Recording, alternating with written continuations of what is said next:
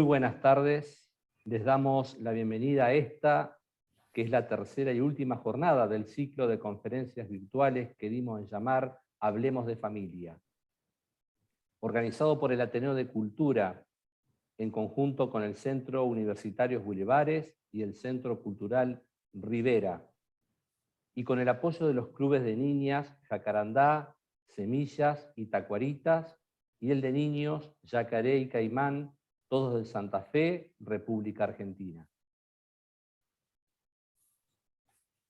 La duración de la disertación de hoy será de aproximadamente 50 minutos. Luego habrá un espacio de media hora para responder las preguntas que nos hagan llegar a través del icono de preguntas y respuestas ubicado al pie de la pantalla de Zoom. Antes de presentar al panelista de hoy, vamos a agradecer a los auspiciantes que hacen posible este ciclo. Capitel Constructora, sociedad anónima de la ciudad de Santa Fe y que desarrolla obras privadas y públicas en toda la región centro de nuestro país. Sanatorio Santa Fe, entidad líder en la atención de la salud en Santa Fe y zona de influencia. Red Sport, empresa dedicada a la distribución comercial de indumentaria deportiva a través de sus tiendas ubicadas en las provincias de Santa Fe y Entre Ríos. García Hermanos Agroindustrial para su marca Tregar, una gran empresa láctea de la región. Y Unicem, empresa líder en emergencias médicas en Santa Fe. Ahora sí, damos comienzo a la jornada de hoy titulada ¿Cómo acompañar a nuestras familias en situaciones difíciles? Y para ello tenemos el gusto de presentar a quien nos acompaña hoy desde la ciudad de Rosario, el padre Javier Cecé. El padre Javier es sacerdote de la prelatura de la Santa Cruz y Opus Dei, licenciado en Ciencias Matemáticas por la Universidad Central de Barcelona, doctor en Sagrada Teología por la Universidad de Navarra. Fue profesor agregado de Teología Espiritual en la Facultad de Teología de la Universidad de Navarra y de la Pontificia Universidad de la Santa Cruz. Fue director del Instituto Superior de Ciencias Religiosas de la Universidad de Navarra entre 2006 y 2010. Fue capellán y profesor de Teología en la Universidad Austral, sede de Rosario, en 2017. Actualmente reside en la ciudad de Rosario, Argentina. Es autor de numerosos libros y artículos de su especialidad. Bienvenido, padre Javier Cecé. Tiene usted la palabra. Muchas gracias. El tema que nos toca, como sabemos, es un tema delicado, muy delicado. Sabemos que la situación moral mundial realmente, ha empeorado muchísimo en los últimos decenios y estamos, podemos decir, ante una auténtica crisis mundial de moralidad en muchos temas importantes. Y es difícil afrontar muchas de estas cuestiones, sobre todo cuando nos tocan más de cerca, que es lo que vamos a ver acá, cómo intentar afrontar estas situaciones difíciles en nuestras familias en particular.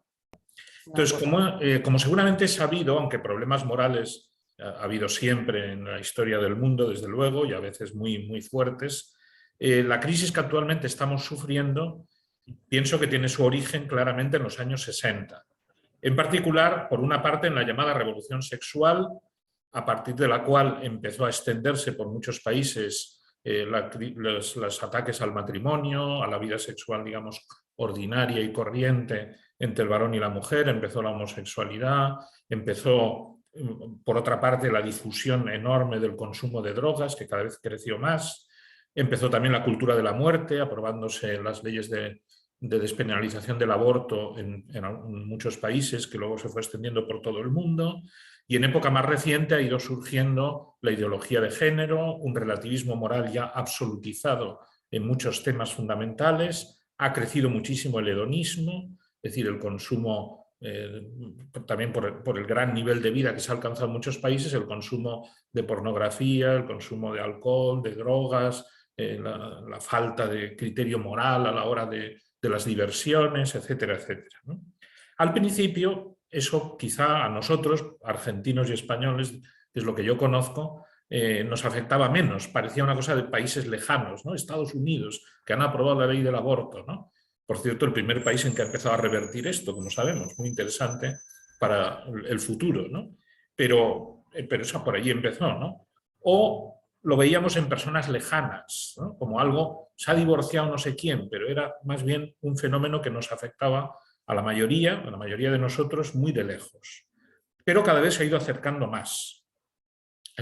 Ha ido llegando a los países de tradición más católica, como es España o como es Argentina, y ha ido llegando a nuestras familias. Y ahora es muy, muy frecuente, lo sabemos bien, desgraciadamente, que entre nuestros familiares más cercanos, a veces hijos, nietos, hermanos, sobrinos, o entre nuestros amigos más queridos, empieza a ser cada vez más frecuente las parejas que no se casan, o las familias muy mal ensambladas.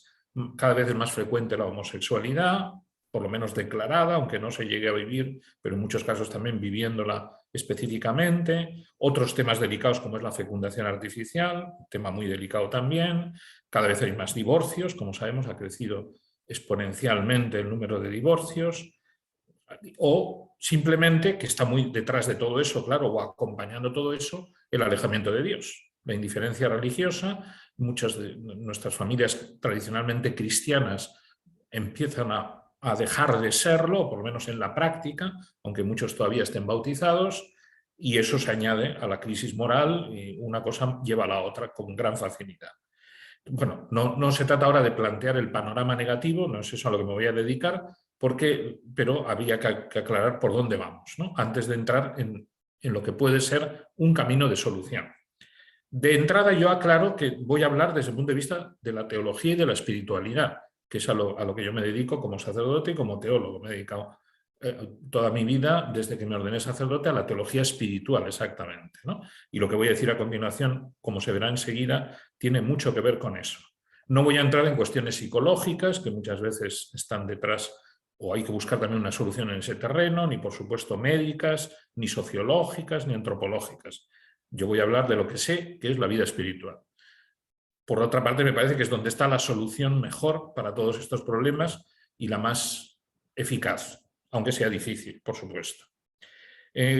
Voy a hacer una pequeña introducción y luego voy a tratar 5 puntos que me parecen esenciales para esta ayuda en nuestras propias familias o en nuestro alrededor a las situaciones morales difíciles que ahora nos encontramos.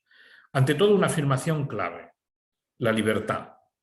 Hemos de respetar exquisitamente la libertad de cualquiera, por mucho que se equivoque en sus ideas o en sus comportamientos, o nos parezca a nosotros que se equivoca. En temas morales serios es muy claro, ¿no?, con dónde está el error y dónde no, pero aún así, libertad, porque el primero que respeta esa libertad es Jesucristo. Sobre esto insistiré en otros momentos también. Jesucristo no fuerza a nadie a creer, Jesucristo no fuerza a nadie a cumplir los mandamientos, Jesucristo no fuerza a nadie a vivir de una determinada forma. No lo hizo nunca cuando estaba en esta tierra, como vemos en el Evangelio, y no lo ha hecho desde entonces hasta ahora. Aunque algunos en nombre de Jesucristo a veces sí fuercen. Y desgraciadamente ha habido incluso guerras de religión, como sabemos, ¿no? Y ha habido persecuciones también por parte de cristianos, ¿no? Eso no puede ser. El camino no es ese en absoluto. No olvidemos, como ejemplo concreto, que Jesucristo tuvo un traidor entre sus 12 apóstoles. Y sin embargo no hizo nada en contra de la libertad de Judas. Rezó por él, le ayudó todo lo que pudo, lloró por su traición, pero no le forzó lo más mínimo a llevarle al buen camino, jamás, ¿no? Pues igual nosotros, con cualquier situación, por muy triste y muy dura que sea, no podemos ir nunca contra la libertad de los demás, que Jesús mismo respeta escrupulosamente. Otra cosa es, como luego veremos, que hay muchos caminos para conseguir que libremente la gente se convierta y cambie, por supuesto. Y Jesús también lo hizo abundantemente, ¿no? Convirtió a mucha gente a su alrededor que estaba muy alejada de una vida moral recta, muy, muy alejada, ¿no?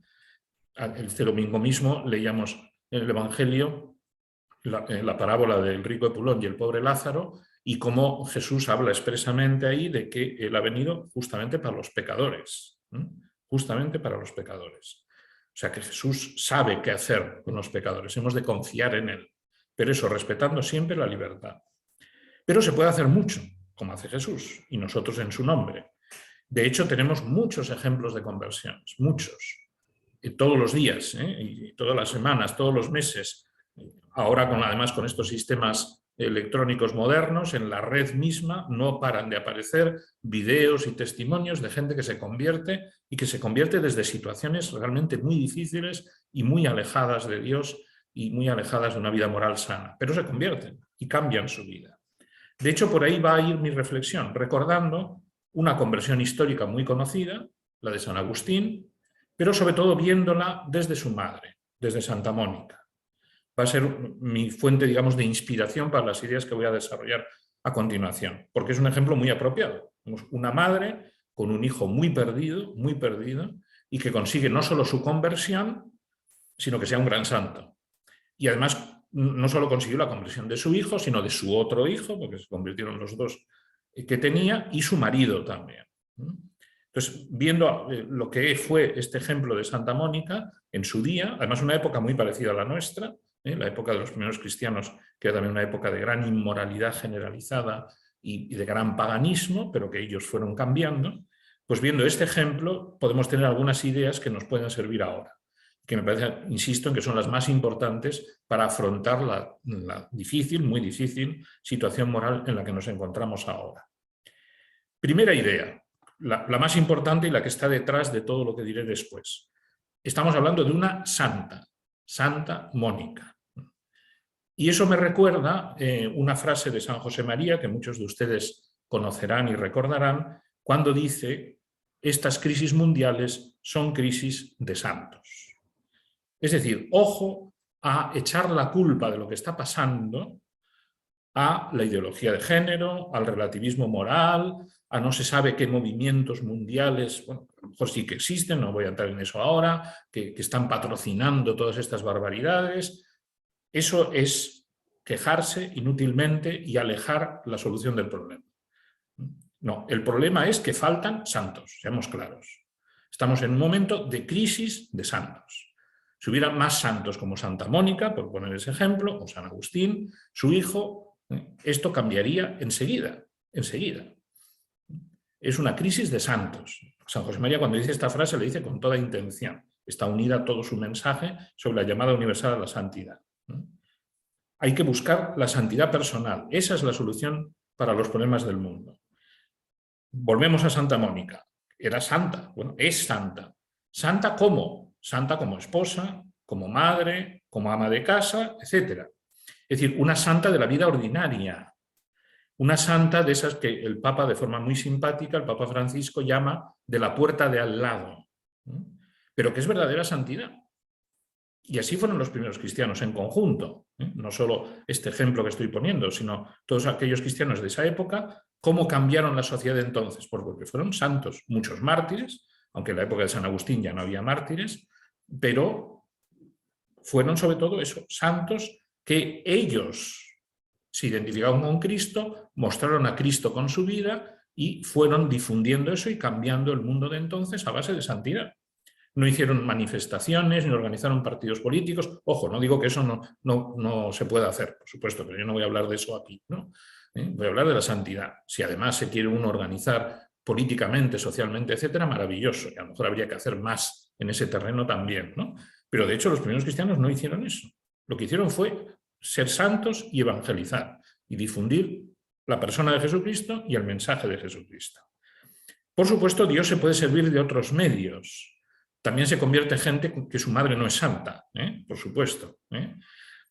Y tiene el Señor caminos muy misteriosos, ¿verdad? A veces para mover las almas, he dicho que respeta la libertad, pero también tiene caminos potentes para hacernos ver las cosas, como se ven en las historias de estas conversiones. Algunas de ellas muy sorprendentes y muy repentinas, pero siempre libres. Esto es importante, siempre libres. Si no, no es verdadera conversión. Pero, aunque pueda haber otros caminos que Dios utilice para convertir a alguien y para cambiar la situación moral en la que nos encontramos ahora, la santidad es una garantía. Si hay más santos en el mundo, se irá solucionando todo este problema moral universal. Si hay más santos en Argentina, se irá solucionando los problemas morales que tenemos en concreto en Argentina. Es un problema de santidad. Por eso la primera idea es esta. Si me planteo en serio ser santo, en la vida ordinaria, pero santo. Y santidad significa, basta mirar cualquier diccionario que explique un poco lo que es la santidad, tal como la entiende la Iglesia Católica, o como se hacen los procesos de canonización, significa heroísmo. De hecho, los procesos de canonización se hacen o bien por martirio, o bien por lo que se llama el heroísmo de las virtudes. Es decir, no se trata simplemente de ser buena persona, de ser buen cristiano, de no hacer barbaridades, de no cometer grandes pecados, de portarse bien. No, estamos hablando de heroísmo. Eso es lo que fue Santa Mónica, una madre heroica. Y eso fue luego San Agustín, un obispo y un teólogo heroico. Estamos hablando santidad heroica, de oración heroica, luego hablaré de la oración un poco, de sacrificio heroico, de trabajo heroico, de virtudes heroicas. Todas las virtudes, fe, esperanza, caridad, justicia, fortaleza, templanza, prudencia, pero heroicas, no simplemente un grado, digamos, más o menos buenecito. De hecho, a veces la impresión que tenemos, ¿no?, que tengo yo desde luego, es que hay mucha gente buena, muy buena, pero santa. Santa es o canonizable. O sea, mirando a nuestro alrededor, esta persona, yo intervendría en un proceso de canonización declarando que esta persona merece ser beatificada y canonizada como todos estos santos que conocemos. Esa es la pregunta. Oh, no, sí, es buena gente y seguro que se va al cielo. No, pero ¿se puede hacer un proceso de canonización? Dicho de otra forma, ¿tiene fama de santidad? ¿Podría yo escribir lo que San Agustín escribe de su madre en las confesiones? Ese es el punto. Verdadera santidad. Verdadera santidad. Porque además Santa Mónica no solo consiguió la conversión de su hijo, sino, no olvidemos que su hijo fue también santo, un gran santo, uno de los santos más grandes de la historia de la Iglesia en todos los sentidos, no solo por su inteligencia. Entonces, esa es la ambición que buscamos. Claro, si nos limitamos a decir, ay, este pobre hijo, este pobre nieto, este pobre amigo, esta amiga, por lo menos que solucione su problema moral, nos vamos a quedar cortos siempre. No, no, lo que quiero es que sea santa esa persona, de altar, canonizable. También, sí, sí. Santa Mónica no pidió solo por su hijo para que se convirtiera, pidió para que fuera santo, como fue. Y consiguió. Hemos de buscar la santidad de la gente, por muy lejos que parezca. No, es que, ¿cómo va a ser santa una persona con esta situación? No, no, sí, santa. Porque basta repasar el santoral. O sea, uno repasa el santoral empezando por el Evangelio y se encuentra publicanos y pecadores, en efecto. Los apóstoles no eran precisamente muy ejemplares en sus virtudes, y entre ellos estaba San Mateo, que era un publicano, es decir, un corrupto de la época. Estaba Santa María Magdalena, está San Pedro, que niega 3 veces a Jesucristo en público. Estaba San Pablo, que persiguió a los cristianos, y así sucesivamente. Y cuando uno repasa el santoral, pues los santos más conocidos, San Francisco de Asís, San Ignacio de Loyola, San Francisco Javier, etcétera, Santa Teresa, todos tuvieron un pasado moralmente muy desastroso, muy desastroso. San Agustín, por supuesto. Y algunos se convirtieron a los 30 y pico, 40 y pico o más, ¿no? Es decir, no estamos hablando de una utopía. El santoral cristiano está lleno de santos que han sido grandes pecadores. Por supuesto, todos pecadores, porque todos lo son. Pero además algunos muy, muy pecadores y que lo han reconocido ellos y lo han contado.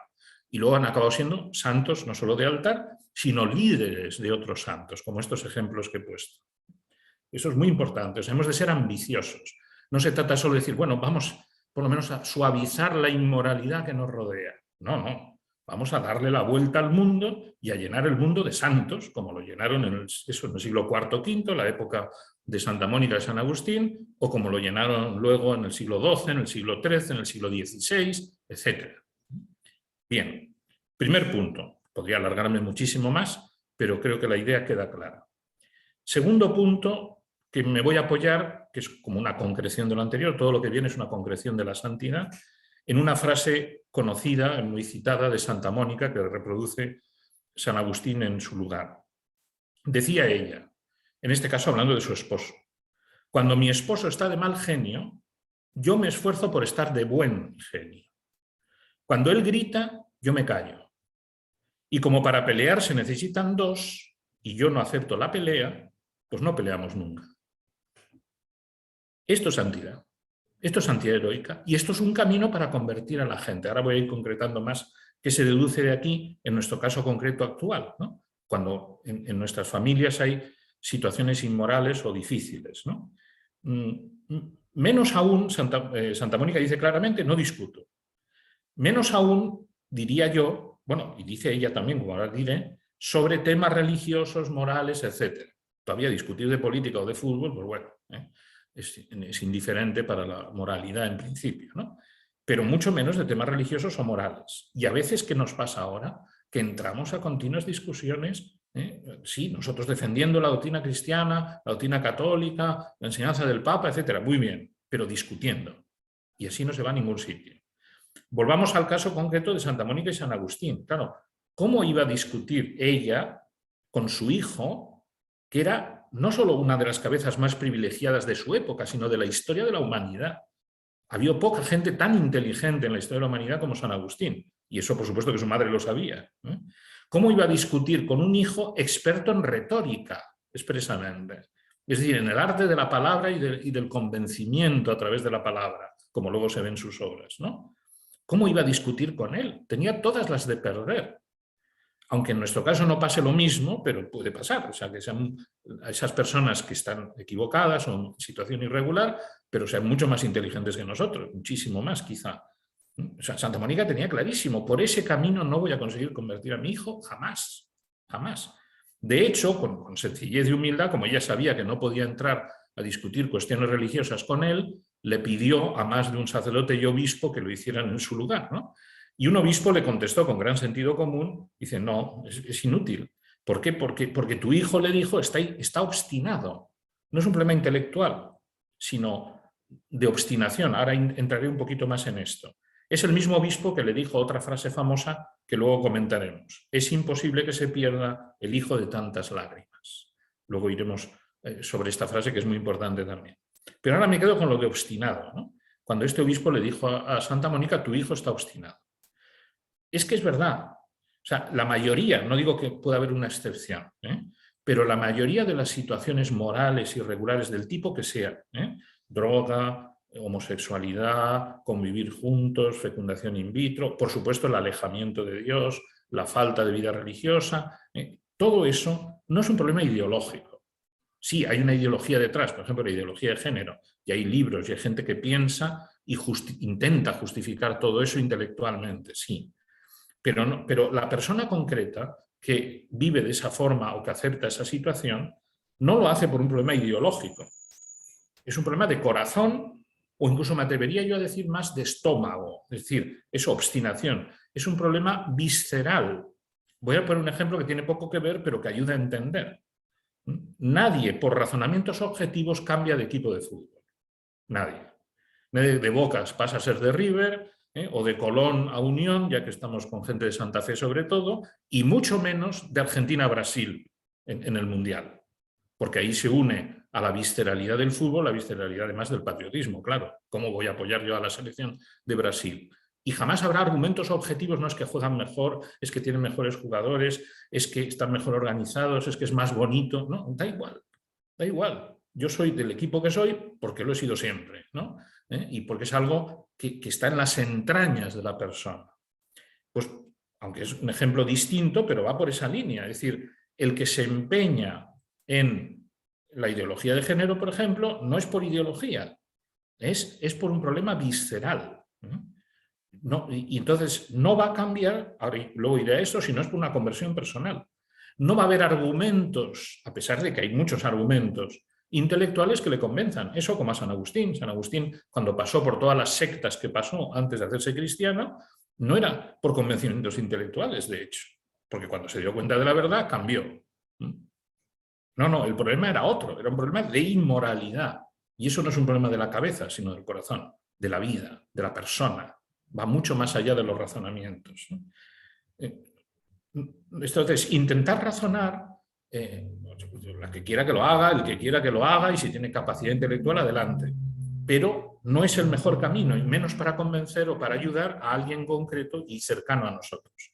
Si ni siquiera viendo un video, por ejemplo, que los hay buenísimos, defendiendo la vida frente al aborto, de gente muy preparada, que da argumentos realmente contundentes, yo no creo que se convierta nadie viendo esos videos. Nadie pasa del pañuelo verde al azul o del azul al verde por ver un montón de videos de testimonios, o de gente, filósofos y teólogos inspiradísimos, o médicos, o quien sea.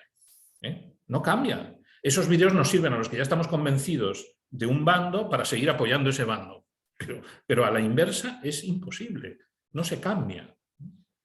Porque no es un problema racional, insisto. Es algo que está mucho más en el fondo de la persona. No es un problema solo de argumentos.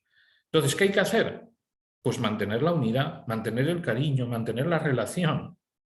Si discutimos, y sobre todo si la cosa se tensa, que tiende a tensarse, porque son temas muy serios, y cuando uno entra a intentar razonar, uno convencido de un lado y otro convencido del otro, por mucho que se quieran y se conozcan, la cosa se tensa y se producen rupturas. Seguro, y quizá algunos de los presentes podrían contar sucesos concretos, ¿no?, que han sufrido o que están sufriendo en este momento. Entonces, eso sí que es nefasto, me parece a mí, porque luego cuesta muchísimo recuperar la relación, y no digo nada si es padres-hijos, por ejemplo, recuperar la relación, y si se consigue recuperar, pues hay que volver a reconstruir todo. En cambio, cuando se mantiene el amor, cuando se mantiene la unión, cuando se mantiene la paz, cuando se mantiene el sosiego, ahí siempre estamos a tiempo, en el momento en que esa persona se convierta o empiece a convertirse o empiece a cambiar de actitud, de encontrar al padre, a la madre, al amigo, al hermano, que le ayuden de verdad. Porque se siguen queriendo y porque se siguen respetando. Aunque hayan estado incluso años con opiniones muy distintas en temas tan trascendentales como este. Pero si hay caridad, que es la virtud cristiana primera, no lo olvidemos, si sigue habiendo amor y si sigue habiendo unión por Jesucristo, pues estamos con una base buena para luego dar el paso siguiente. Si no, es imposible. Santa Mónica no se separó jamás ni de su marido ni de sus hijos, ni se enfrentó con ellos, y con el tiempo consiguió su objetivo, porque les seguía queriendo y les manifestaba claramente ese cariño. Y insisto, con todos, porque también en estos temas a veces, otra cosa que nos puede pasar es, bueno, no, yo, mi hijo, mi hija, el que es pariente más cercano, sí, pero luego la pareja de... Claro, es que no están casados, bueno, es que son homosexuales, y entonces despreciamos al otro o a la otra. Y por ahí vamos muy mal también. Muy mal, o sea, para conseguir justamente el objetivo de que recuperen su vida moral y que vuelvan a vivir cristianamente. Al revés, o sea, tendríamos que volcar la caridad cristiana como hace Jesucristo, eso, con los publicanos y pecadores. Quererles de verdad como Jesucristo, tratarles con el mismo cariño, como hace Jesús, y así se consiguen las conversiones. Si no, es imposible. Si hay un enfrentamiento y mucho menos un desprecio o un asco, ¿no?, porque esta persona vive en esta situación inmoral, entonces hemos roto la barrera, perdón, hemos puesto la barrera más importante que podemos poner. Justamente lo contrario a la caridad cristiana. Y no, lo que tenemos que hacer es unir a través de la caridad cristiana. Esto es fundamental. O sea, conclusión de este segundo punto, de este segundo apartado, ni discutir ni entrar en problemáticas intelectuales.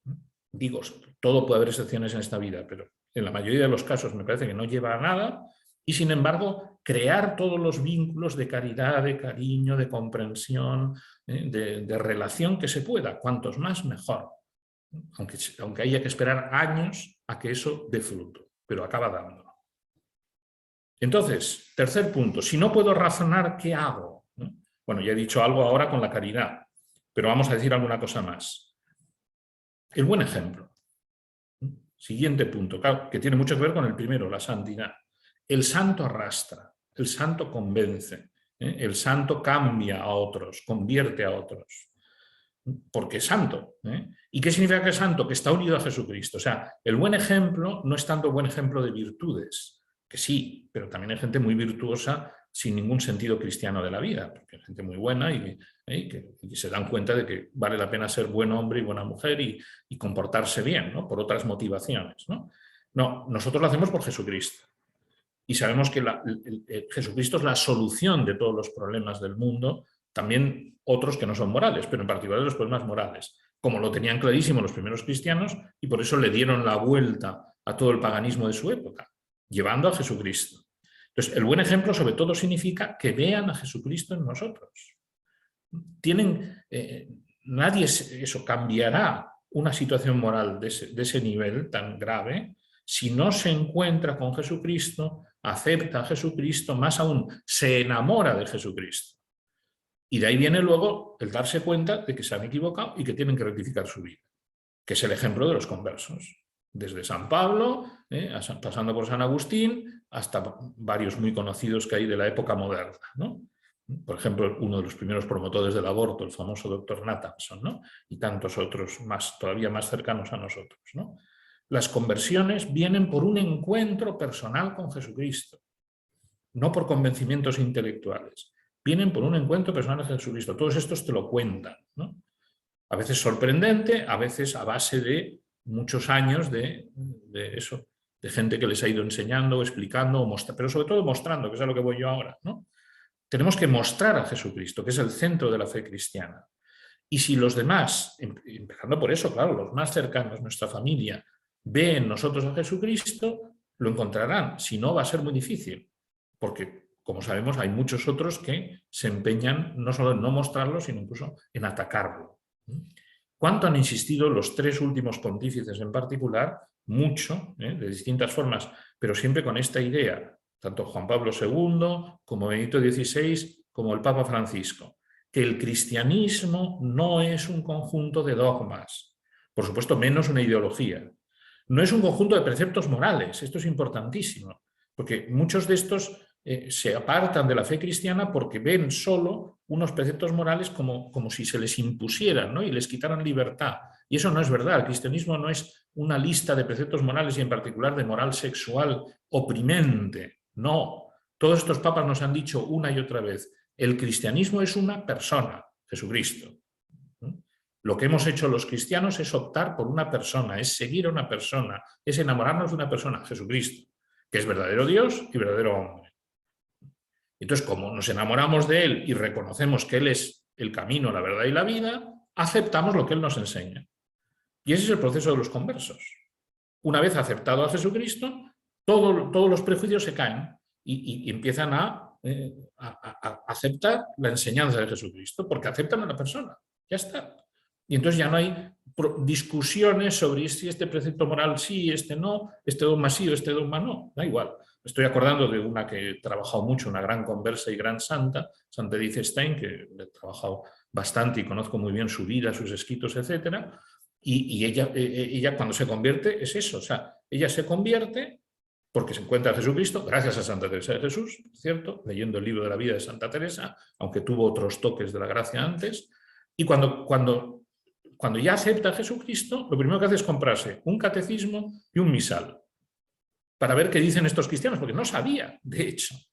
Era judía, pero más bien atea, ¿no? No sabía qué enseñaba Jesucristo, le daba igual. O sea, ella se encuentra con la persona de Jesucristo y una vez se ha encontrado, dice, pues a ver qué dice, y aceptó todo inmediatamente. No empezó a discutir el dogma de la Trinidad o el principio moral de no sé qué, no discutía nada, porque yo lo que quiero es seguir a Jesucristo, que es lo que ha hecho mi maestra, que es Santa Teresa de Jesús, ¿no? Yo quiero ser como ella.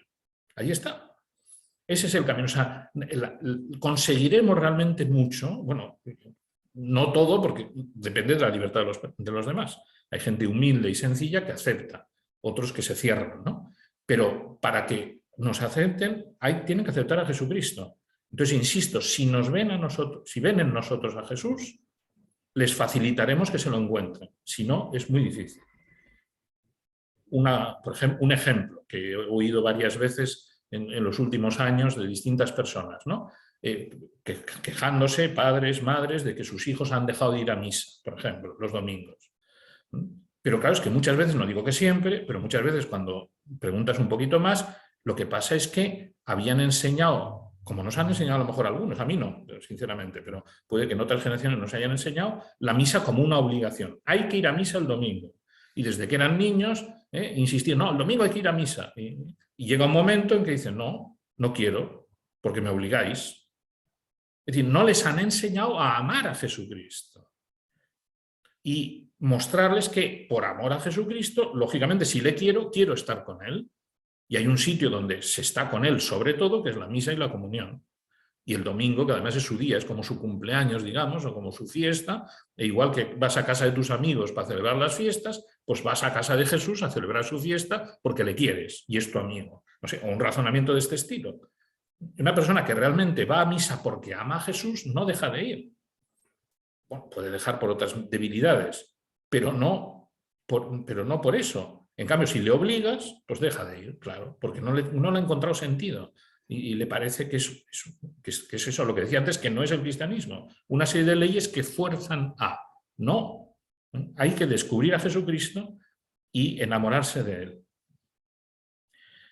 Tenía aquí otros ejemplos, por ejemplo, de conversos, ¿no? André Frossard, el famoso libro Dios existe, yo me lo encontré, ¿no? Donde cuenta esto, ¿no? Un hombre que venía del Partido Comunista, de su padre jefe del Partido Comunista, de un ateísmo absoluto, ¿no? Y que se encuentra con Jesucristo y cambia su vida, ¿no? El matrimonio Maritain, que luego han sido grandes escritores, de filósofos y de doctrina cristiana. Recientemente hay varios casos muy conocidos, como Mondadori en Italia, como Borghese, que escribió un libro sobre su propia conversión, no me acuerdo el nombre, es una señora italiana, María Vallejo Nájera, que es una que no para de dar conferencias sobre su conversión y cómo ha sido, etcétera, etcétera, ¿no?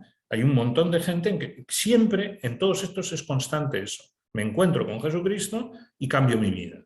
Que en muchos de estos casos es una vida moral muy, muy desordenada. Por ejemplo, la de Mondadori, que era presidente de la mayor editorial italiana, ya falleció, pues que era un auténtico playboy, ¿no? Pero cambió radicalmente su vida una vez se encontró con Jesucristo, como cuenta un libro en el que explica toda su conversión, ¿no?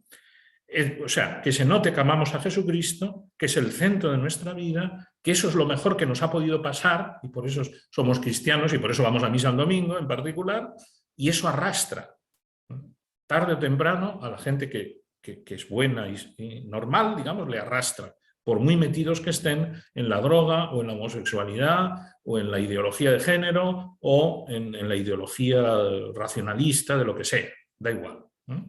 No olvidemos que San Agustín no solo tenía un lío mental monumental, a pesar de su inteligencia, sino que estaba rejuntado con una señora que tenía un hijo natural y, como él cuenta en sus confesiones, prácticamente todos los pecados contra los 10 mandamientos los había cometido en su juventud, todos.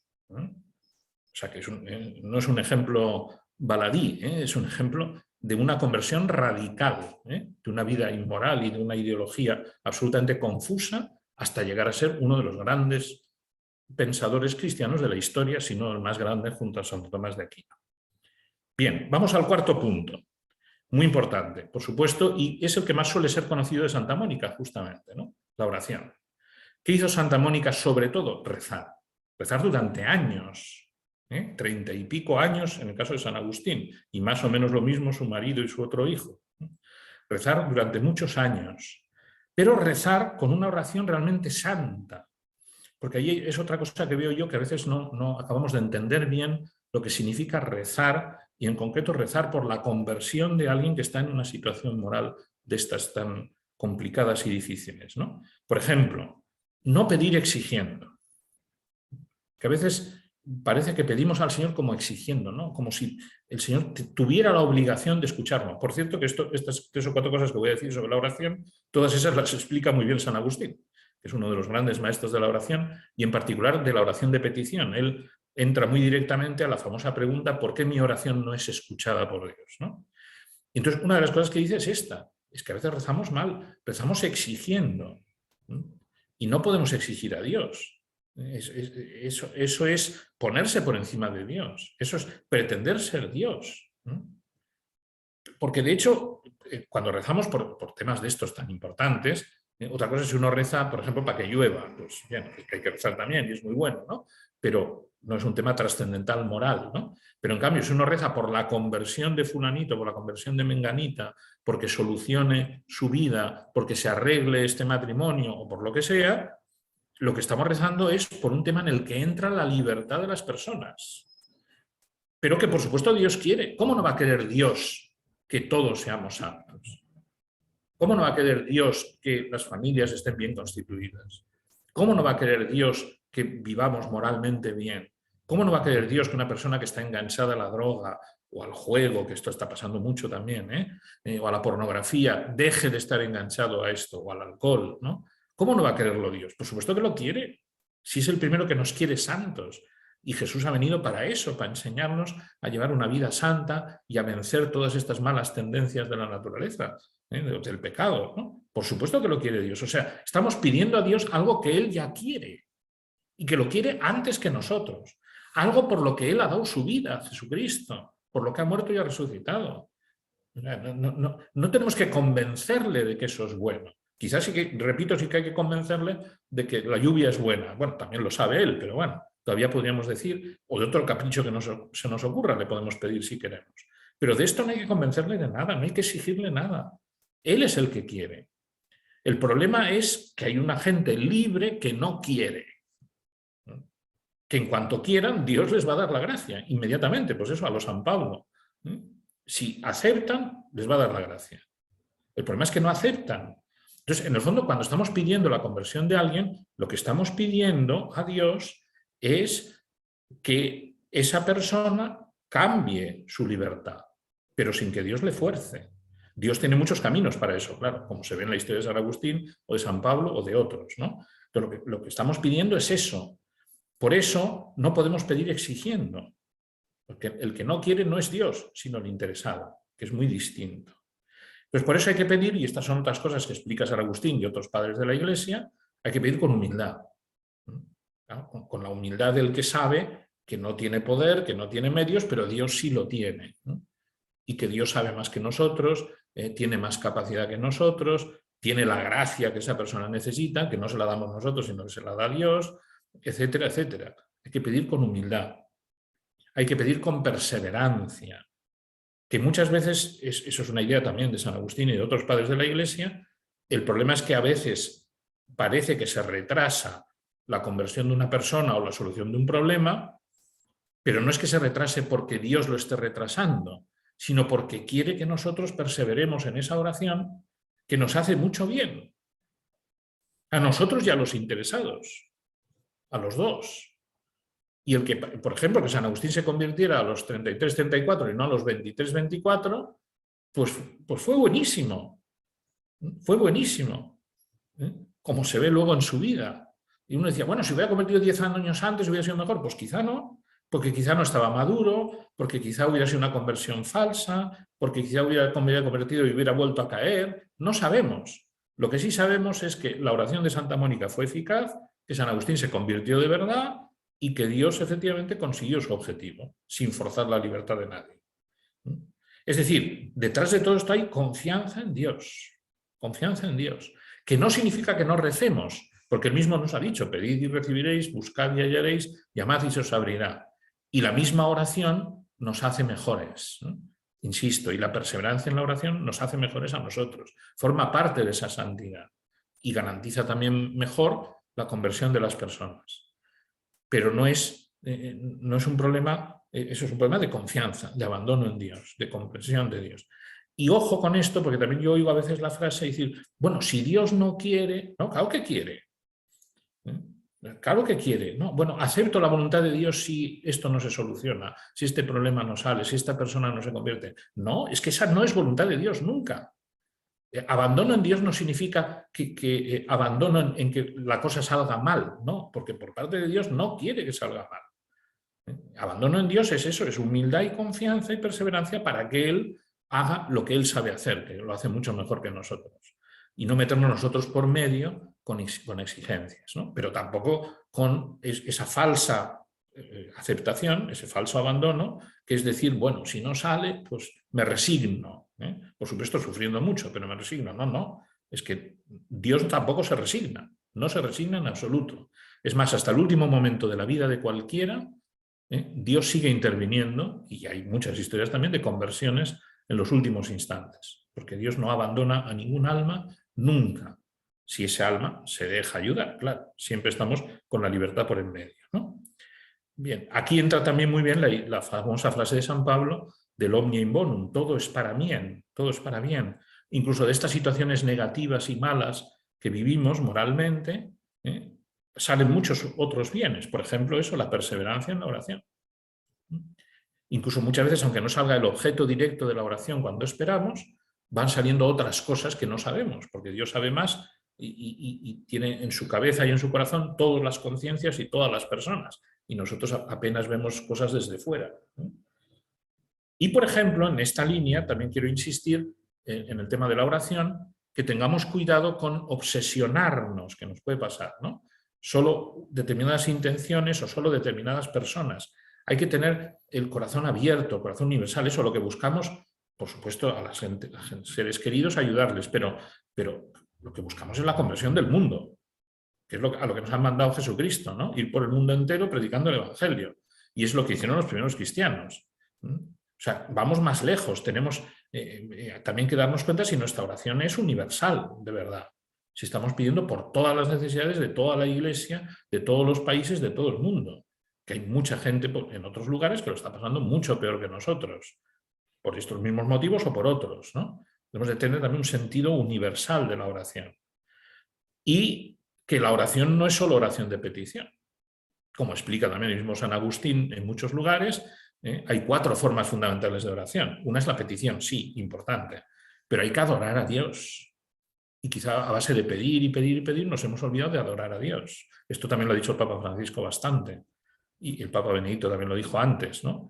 Hay que dar gracias, porque hay muchas más cosas buenas que malas en el mundo, que esa es otra que ahora no voy a desarrollar, pero que convendría desarrollar. Nos quedamos siempre con lo negativo y nos obsesionamos con lo negativo.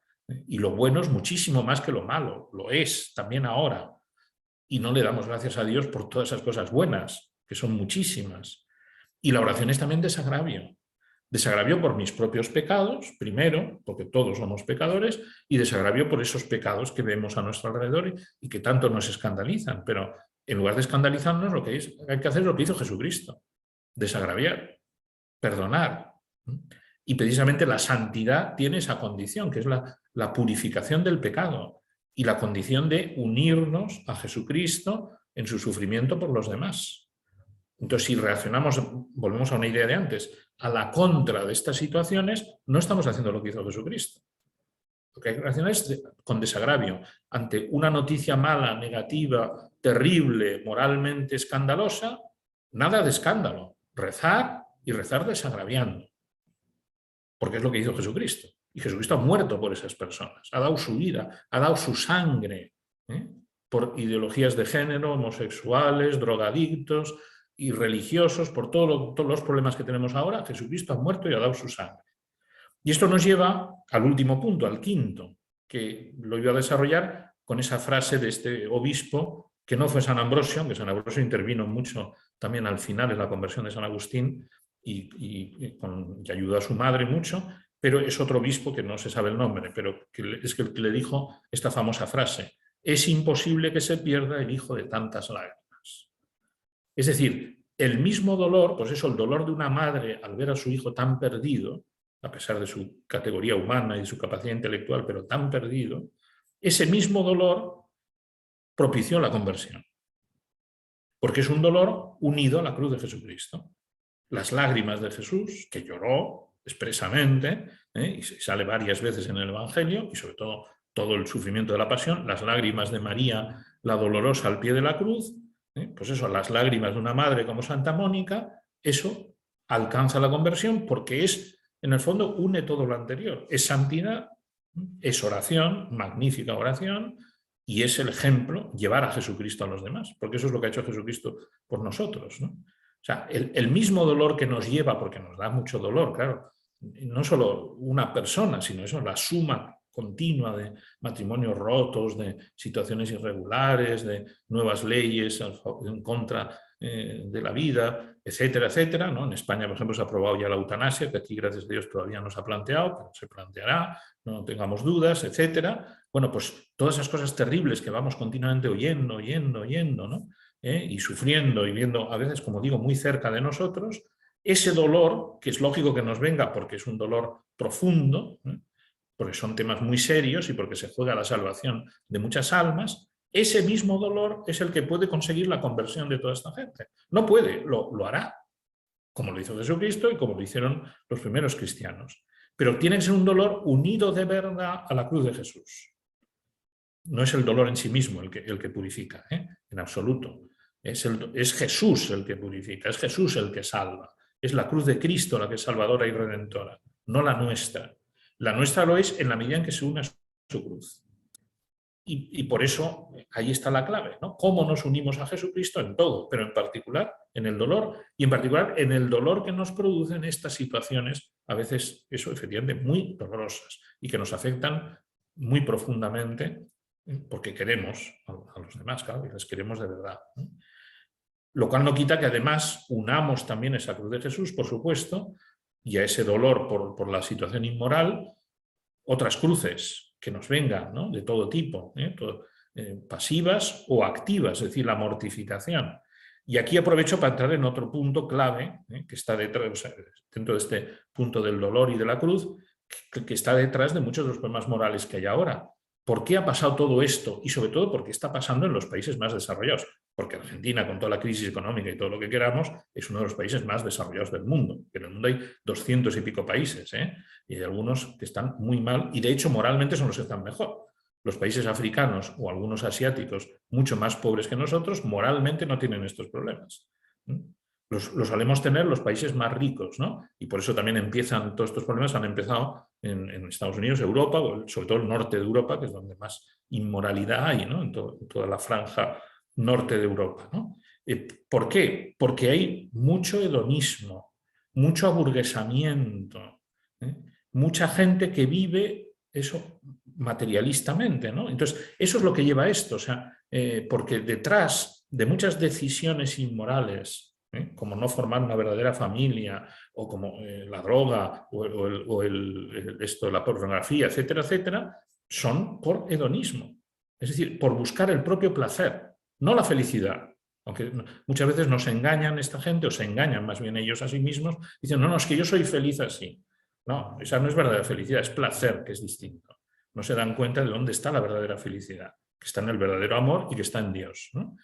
Aunque este es el típico argumento que no hay que entrar porque nos llevaría a un callejón sin salida razonar en esto, pero de hecho es lo que pasa. Eso es el hedonismo, dejarse llevar por el placer.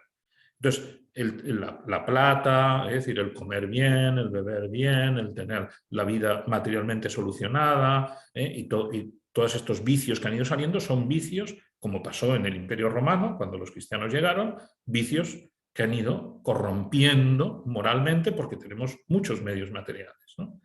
Entonces, tiene que ver con lo que decía al principio de que no es un problema ni de cabeza a veces ni de corazón. Porque otro argumento que dan muchos en estas situaciones es que no es que nos queremos, ¿sí? Pero no es tampoco verdadero amor, es placer, ¿no? Entonces no es, como digo, ni de cabeza ni de corazón, sino de estómago, y a veces literalmente, ¿no? Es buscar el placer sensible, placer sexual, placer de la droga, placer de la diversión, placer del juego, etcétera. Son todo placeres sensibles, hedonismo. Entonces, esto venía a cuento de la importancia del sacrificio y la mortificación. Porque para contrarrestar esta sociedad hedonista, igual que en los primeros siglos estuvo el martirio, ahora, gracias a Dios, martirio hay en algunas zonas, pero no es frecuente, ni parece que lo vaya a ser. Nuestro martirio, hoy en día, que es el que convirtió en los primeros siglos a muchos, es justamente combatir, primero en nuestras vidas, ese hedonismo. Y voy a poner un ejemplo muy concreto, que lo puse otra vez que di una charla parecida a esta, y muchos se sorprendieron, pero me parece que es un ejemplo gráfico de esto. Es decir, y voy a ser un poquito radical adrede. Quizá la conversión de esa persona en la que estás pensando ahora, o de esas en las que estás pensando y que te duelen especialmente, pasa de que tú y yo usemos menos el celular. Y me he parado con intención. así, tal cual, porque hay un vicio de celular hiper extendido. Si alguno de los que me oye no lo tiene, maravilloso, le felicito. Pero hay un auténtico vicio. Y quizá pues, es un ejemplo de algo que está al alcance de todos nosotros y que sacrificándonos en eso podemos conseguir conversiones. Claro que sí, en eso y en otras cosas, pero es por poner un ejemplo concreto. O sea, el mundo necesita desprendimiento, necesita templanza, necesita castidad, etcétera, etcétera, ¿no? Porque está muy lleno de comodidad, de materialismo, de búsqueda del placer, etcétera, etcétera. Y no digo que en todos los casos sea así, pero en muchos casos de gente que se ha ido alejando de Dios y que ha ido entrando en situaciones inmorales, aunque incluso ya de niños o de jóvenes, porque mucho niño y mucho joven que tiene lo que quiere cuando quiere y viven muy bien, pues ha venido por ahí, por una corrupción de búsqueda de un placer desordenado, porque lo tiene al alcance de la mano y porque le hace perder el horizonte de la verdadera felicidad y del verdadero bien, así. Entonces, esa es la raíz. Y cuando nosotros nos sacrificamos y buscamos una vida realmente desprendida y templada, vamos contra la raíz. Y me remito de nuevo a la parábola del domingo, es muy oportuna para esta charla, del rico Epulón y el pobre Lázaro, que es un ejemplo clarísimo. ¿Quién se va al infierno y quién se va al cielo? O sea, Jesús ahí es claro y radical. Entonces, de hecho, de Epulón del rico dicen entre otras cosas que banqueteaba todos los días, ¿no? Bueno, apliquémonos el cuento. Hay mucha gente que banquetea todos los días, que come con todo lo que quiere y como quiere y cuanto quiere, ¿no? O sea, eso está ahí también, eso es hedonismo y así muchos otros ejemplos que podríamos poner. Me permito un corolario para ir acabando ya, cumplir el tiempo prometido, un poquito más me he alargado y ahora tendremos preguntas o comentarios los que quieran. Un corolario aprovechando una anécdota de Santa Mónica, de nuevo, que nos ha servido de guía en esta reflexión, pero que aparentemente tiene poco que ver con la anterior, pero enseguida explico por qué cuento esta anécdota. Cuando ya se estaba muriendo, o sea, muy poco después de la conversión de San Agustín, precisamente, estaban ella con los dos hijos que se volvían a su tierra, el marido había fallecido ya, estaban en el puerto de Ostia, el puerto de Roma, a punto de embarcarse para África, de donde ellos procedían, ¿no? de la ciudad de Hipona, y ahí se pone enferma Santa Mónica, la madre, y muere efectivamente en pocos días, ¿no? Cuando ya se veía que se iba a morir, los hijos, pues, San Agustín y su hermano, pues muy preocupados, etcétera, y llorosos, una de las cosas que le dijeron a la madre es, bueno, cuando te mueras llevaremos tu cuerpo perdón, no Hipona, sino Sagaste. Hipona es donde fue luego obispo San Agustín, otra ciudad de la misma zona al norte de África, que era Sagaste. Bueno, llevaremos tu cuerpo a Sagaste. Y entonces la madre les dice, con un enorme sentido de fe común, ni se os ocurra, qué lío ahora llevarme allí una vez esté muerta, nada, me enterráis aquí y os olvidáis, ¿no? Y los otros se quejaban, no, pero ¿por qué? Y tal, y dice, pues mira, cuando en el día de la resurrección de los muertos, Dios sabrá encontrar mi cuerpo esté donde esté. Punto. Me parece una frase genial, de absoluto sentido común y de fe. Es decir, otra cosa es que es bonito enterrar a los muertos con respeto y cariño, por supuesto, ¿no? Pero ¿qué más da? O sea, Dios sabrá encontrar mi cuerpo. A mí lo único que me preocupa es cuando resucitar y que mi cuerpo esté en el cielo con mi alma, ¿no? Ya está. Y eso Dios lo sabe hacer. Esté yo enterrada donde esté o mis cenizas desperdigadas por el Mediterráneo, ¿no? Todo esto lo estoy diciendo yo, no decía ella, pero es lo que está detrás de esa frase, ¿no? Sentido común. Es decir, efectivamente, o sea, a veces nos falta sentido común, ¿no? Que está muy en la base de la fe y del desprendimiento, de los que hemos hablado antes, ¿no? Sentido común. Esta mujer tenía un enorme sentido común. Sufrió mucho, lo pasó muy mal, pero tenía sentido común y por eso se fiaba de Dios y por eso se apoyó en la fe y por eso consiguió lo que consiguió. Y el sentido común, como ya dijo un famoso escritor hace unos cuantos años, es el menos común de los sentidos. Y yo cada día estoy más convencido de eso. La pandemia en concreto del coronavirus ha sido una falta universal de sentido común. Pero bueno, eso daría para otra charla. Pero cada día que pasa, ahora que ya nos vamos alejando, estoy más convencido. Ha habido una falta universal de sentido común, además de falta de fe, pero falta universal de sentido común. Y esto nos está pasando. Y es sentido común no dejarnos abrumar por el mal, por ejemplo. Que también nos está pasando. Sí, hay muchos problemas morales y muy serios y muy extendidos, de acuerdo. ¿Pero qué? ¿Por qué tenemos que estar tan a la defensiva si tenemos a Dios con nosotros? Si tenemos la razón con nosotros, aunque he dicho que no razonar mucho para no crear conflictos, pero tenemos la razón con nosotros. Si tenemos la verdad con nosotros, si tenemos el bien con nosotros. Y eso es lo que vemos en los primeros cristianos, que eran al principio eso, un puñadito y luego fueron creciendo, pero tampoco pensemos que a grandes millones cada año, pero tenían sentido común y una enorme fe. Y así cambiaron el mundo. Ya está. Eso lo necesitamos de verdad. Es decir, necesitamos santidad. Los santos son gente con un enorme sentido común, además de la fe, la caridad y todas las virtudes cristianas. Bien, pues hasta aquí lo que yo había preparado. O sea que ahora todo el que quiera decir algo o preguntar algo, estoy a su disposición. Padre. También se puede discutir lo que he dicho, ¿eh? Se puede contradecir. Bien. Esto no Le agradecemos mucho, muy clara la exposición, Padre. Sí nos fueron llegando preguntas, así que si quiere empezamos porque tenemos varias. Sí. Adelante. A ver, la primera, ¿cómo hacer para estar cerca y vivir la caridad cristiana y que no se interprete como apoyo a esas decisiones que no compartimos? Bien, bueno, primero quedando claro que no compartimos, pero es que eso en la mayoría de los casos que nos ocupan más cercanos ya se sabe. O sea, un hijo sabe perfectamente lo que piensa su madre o su padre sobre estas cuestiones. No tiene que explicárselo otra vez. Y si no se lo ha explicado nunca, pues sí, hay que explicárselo. Yo no estoy de acuerdo con esto que vives o con esto que dices. Pero no hay por qué insistir, lo sabe ya, ¿no? Bueno, quien dice un hijo, dice un amigo, un sobrino, un nieto. En general lo saben y lo saben de sobra. Y si damos buen ejemplo, lo saben más todavía. Con lo cual es perfectamente compatible vivir la caridad y no enfrentarse en el terreno ideológico, digamos, en el terreno de la verdad, porque ya la saben. Por supuesto, si no la saben hay que decirlo, claro, pero sobre todo la formación vendrá cuando ellos quieran, y por eso mi insistencia en la caridad. Es decir, si se les trata bien y con cariño, empezarán a hacer preguntas, porque empezarán a plantearse en su conciencia, que la conciencia trabaja mucho, y la mayoría de esta gente luego reconocen, cuando se convierten, que llevaban tiempo ya pensando, incluso mucho tiempo a veces, ¿no? Pero les cuesta aceptar, claro, como nos pasaría a cualquiera de nosotros, cuesta aceptar que uno se ha equivocado y que además se ha equivocado en temas tan serios y que afectan tanto a la vida. Por eso es tan importante la caridad, porque luego ya vendrá, cuando empiecen a reaccionar, ya vendrá la ocasión de aclarar ideas y de poner todo en su sitio. Sí. Pero sin la cercanía de caridad y humana, claro, que está dentro de la caridad. A mí me parece, por lo menos quizás estoy exagerando, pero a mí me parece que es imposible. O sea, hay que primar la caridad sobre los demás, sobre los demás cuestiones.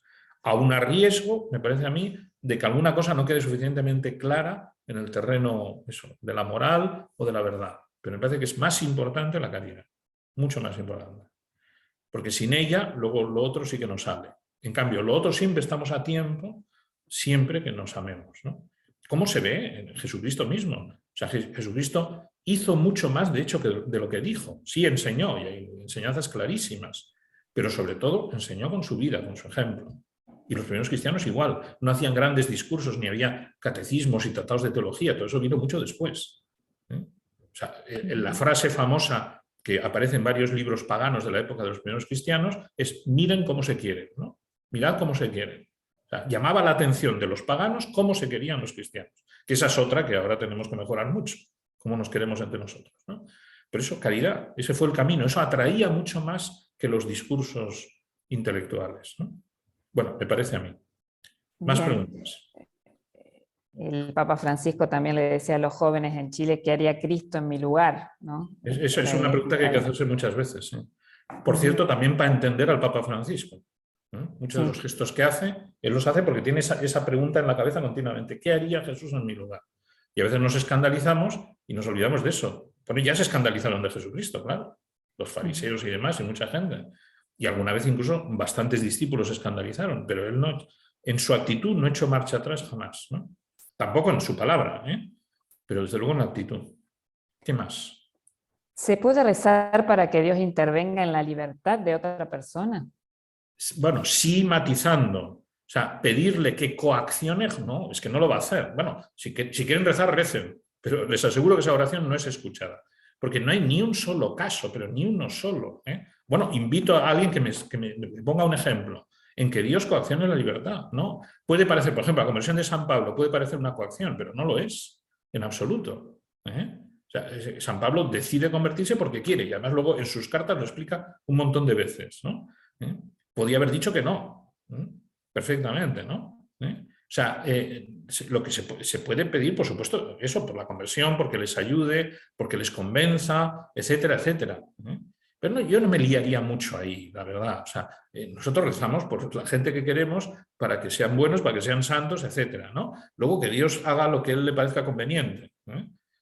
Pero lo que es seguro es que no va a coaccionar la libertad de nadie, porque además es que no lo necesita.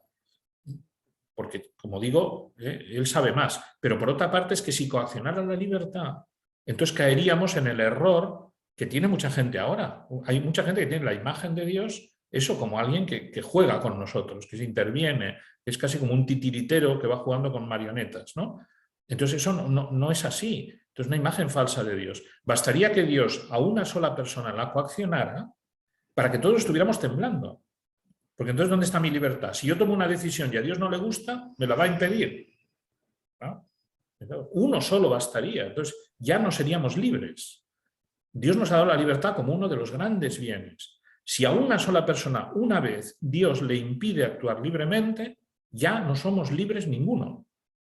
Porque como Dios es todopoderoso, siempre tendríamos en el fondo de la conciencia, ojo, que como haga esto y a Dios no le guste, me lo va a impedir. Eso es una barbaridad. Ojo con este tema que a mí me parece muy serio, ¿no? O sea, la libertad es sagrada porque es un don de Dios. Y el primero que la respeta es Él. Igual que Dios respeta la vida, claro, es otro don sagrado. Dios no se dedica a matar gente por ahí, porque estaría yendo contra sí mismo, que es el que nos ha dado la vida, ¿no?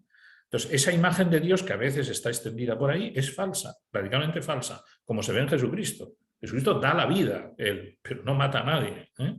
Jesucristo convierte, pero respetando la libertad. A mí eso me parece realmente sagrado. Pero repito, sin liarse a la hora de rezar. La oración es que se convierta a fulanito y ya está. No hay que complicarse la vida si eso coacciona o no coacciona, ¿no? Bien. Bien. Bueno, ahora yendo a un caso más concreto, preguntan si tener un hijo por inseminación es un problema moral, si no es un acto de amor donde vemos un milagro de Dios. No, es un problema moral porque intervienen, bueno, pasa que aquí esto necesitaríamos una clase para explicarlo, ¿no? El problema de la inseminación artificial, el problema moral es que no se da, lo explica muy bien Pablo VI en la Humane Vitae, no se da la unión entre el fin procreador y el fin unitivo que tiene el matrimonio. Y eso es esencial para la vida humana, o sea, para que sea moralmente un acto sexual abierto a la vida. Tiene que ser la unión de varón y mujer y que esté abierto a la vida. Si falla una de las dos cosas, ya no es un verdadero acto. Otra cosa es que el motivo sea por amor. Bien, sí, pero también, repito, lo he dicho antes, que los homosexuales también dicen que se aman. Y puede que sea verdad. Pero eso no puede ir contra la realidad objetiva. Esto nos llevaría a una clase de moral muy complicada. Perdón que no explique más esto porque es muy complicado. Es lo que también Juan Pablo II explica muy bien en la Veritatis Splendor, que es su gran encíclica moral, lo que se llaman actos intrínsecamente malos. O sea, hay actos que el fin nunca puede hacer bueno. Entonces, aunque no tenga un fin buenísimo, que es que nos amamos y que queremos tener hijos, si el acto es intrínsecamente malo, no puede ser bueno y punto, aunque el fin lo sea, porque hay una objetividad moral. Otra cosa es que todo es perdonable, ojo. E igual que, por supuesto, se perdona una persona que ha matado y se confiesa, se le perdona. Una persona que ha abortado y se confiesa, se le perdona. Una persona que ha recurrido, una pareja, a la inseminación artificial para tener hijos, por supuesto que se le perdona el pecado. Dios perdona todo, pero es pecado. El hijo no tiene ninguna culpa, por supuestísimo, ¿no? Y es inocente, etcétera, ¿no? Y le querrán una barbaridad porque es verdadero hijo. Pero digamos, el motivo o el momento en el que ese hijo ha venido al mundo ha sido haciendo un acto que es inmoral. Porque además recordemos que en la inseminación artificial se matan muchos embriones. No sé si la técnica mejorará, pero de hecho hay muchos abortos. No es un óvulo y un espermatozoide que dan lugar a una nueva criatura, no. Suelen ser un montón, de los cuales alguno es viable y otros no. Y muchas veces, y ahí se crea el problema también de los embriones congelados. Bueno, es un tema muy complejo, que necesitaríamos, como digo, varias horas para explicar con detalle. Pero léanse Humane Vitae, que es muy breve, por otra parte. Veritatis Splendor es más larga, pero bueno, o dedicamos una sesión a esto, por mí no tengo ningún inconveniente. Bien, padre. Acá otra pregunta dice, ¿por qué se da por sentado que la conversión de San Agustín es como consecuencia del accionar de Santa Mónica? Bueno, es una de las causas, pero bueno, pues se da porque lo dice él. No sé, es clarísimo. De hecho, todo lo que sabemos de Santa Mónica es lo que cuenta San Agustín. Y ha sido canonizada y considerada santa por eso, por lo que cuenta su hijo, porque ella no escribió nada, hay algún detalle de otras fuentes, pero muy pocos, ¿no? Es decir, no es la única causa.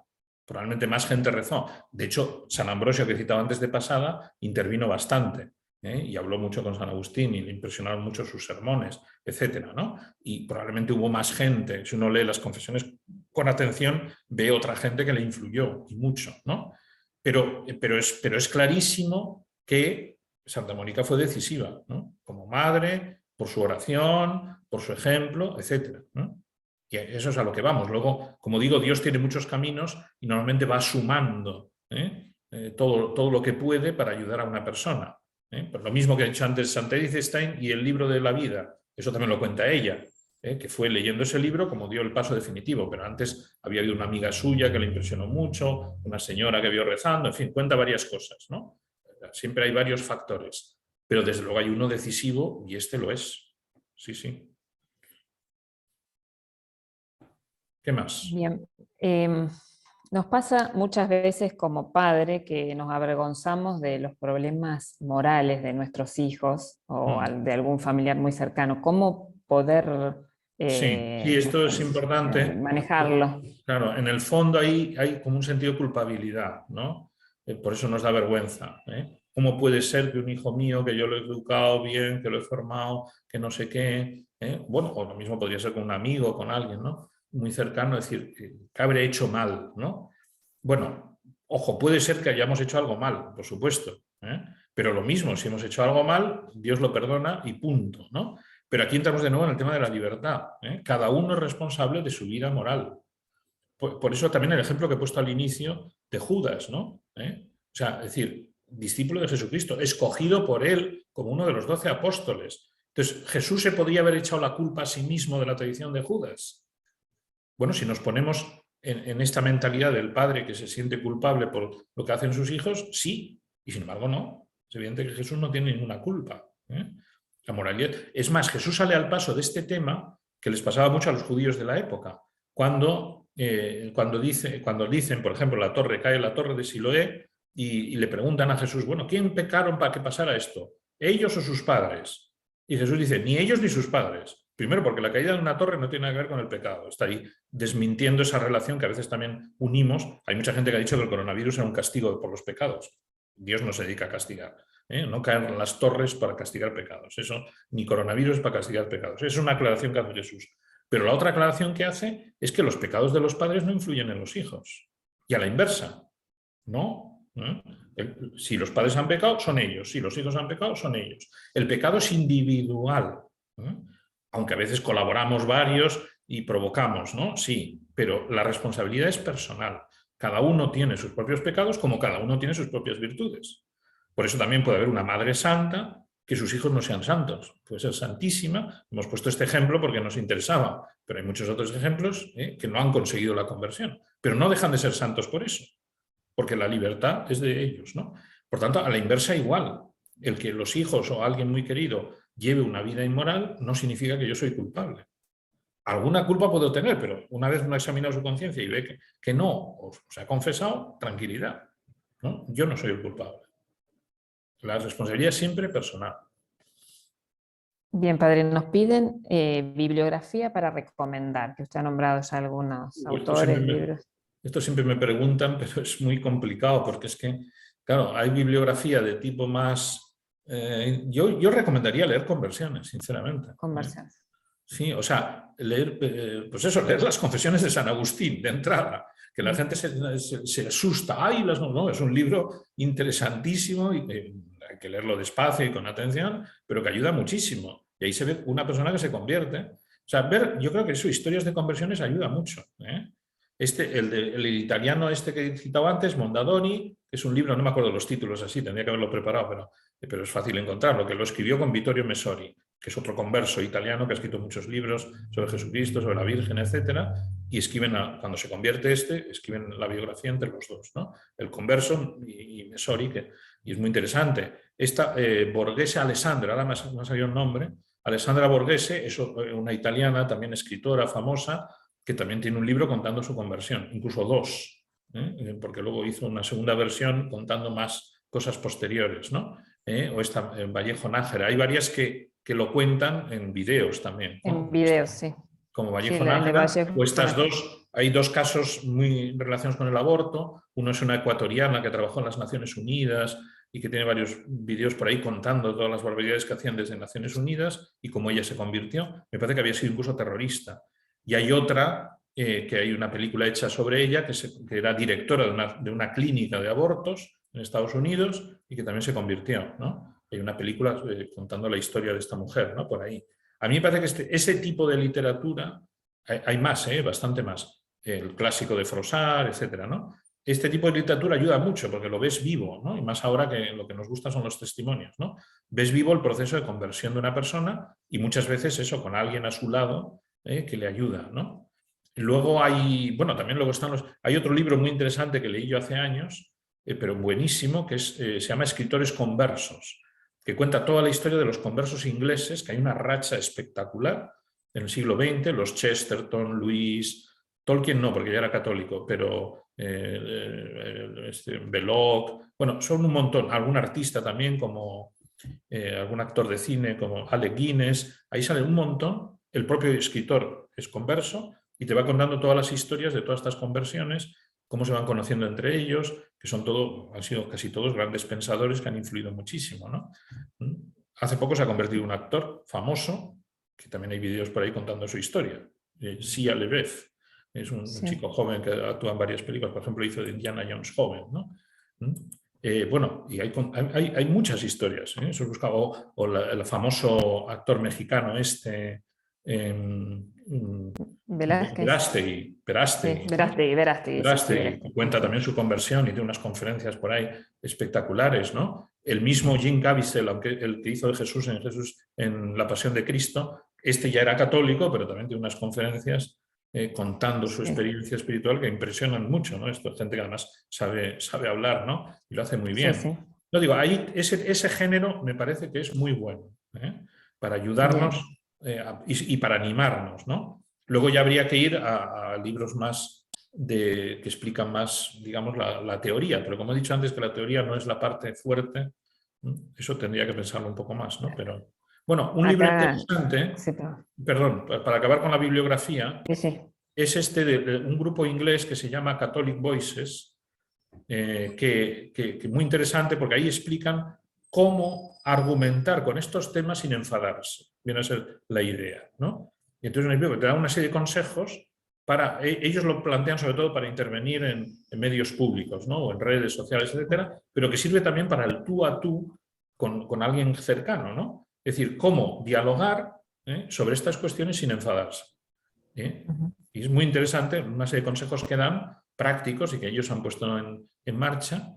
El autor principal se llama, bueno, de hecho es español, pero lleva toda la vida en Inglaterra, Javier, ¿cómo es? Valero se llama. Valero, sí. Valero. Sí. ¿Cómo defender la fe sin ¿Cómo defender la fe? voz? Exactamente, ese es el título. Yo se ve que de memoria soy muy malo para los títulos.